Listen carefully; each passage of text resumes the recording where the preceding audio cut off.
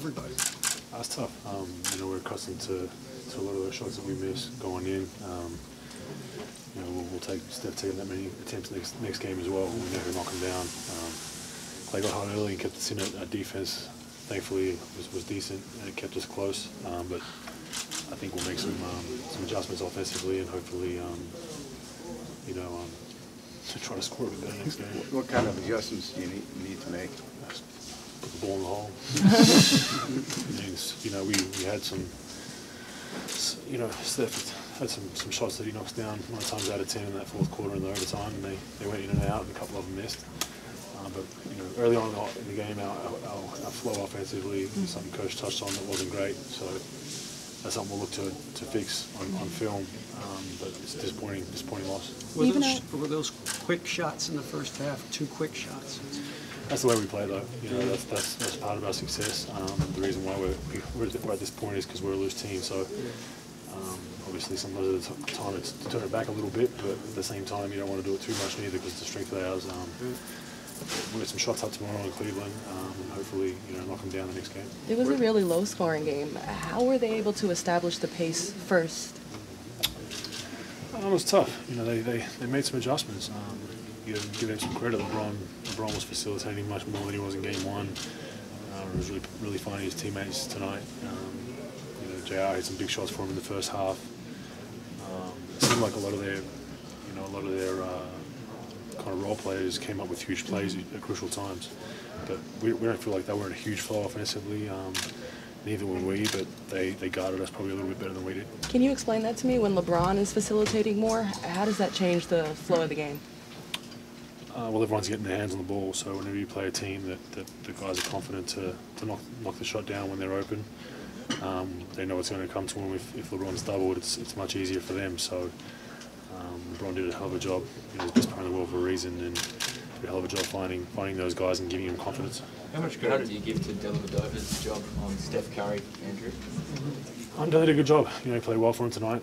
He had you know, the key play of the game was an offensive rebound. He knocked down 2 free throws. That probably was a key play of the game late in the game. You know, his defense has always been solid. You know, he's a pest, as everyone likes to call him, and he's gritty and he's always in your space. But I'm confident, you know, Steph gets those same looks next game, he'll knock him down. Do you need more help for getting Steph free?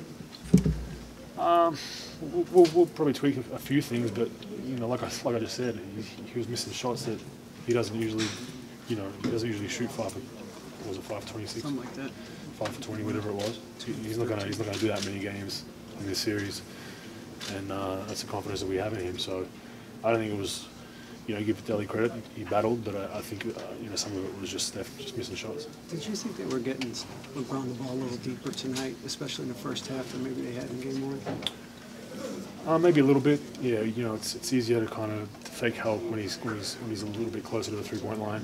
When he catches it a step off the block, it's you got to pick your poison, because if I go too early, Mozgov, you know, he had some easy baskets again today, and then Tristan's got to figure out at the O board. So there's a lot of conundrums. That's something we'll watch on film, but we feel like Andre did a pretty good job on him one-on-one tonight. But like I said, he's the best player in the world for a reason. He's going to get 30, 35, 40, and he's, you know, sometimes easily, because he's that caliber of player. Some people felt when Kyrie went down, the Warriors would be heavily favored in the series. What does it mean now? No one's ever heavily favored in a final series. There's too many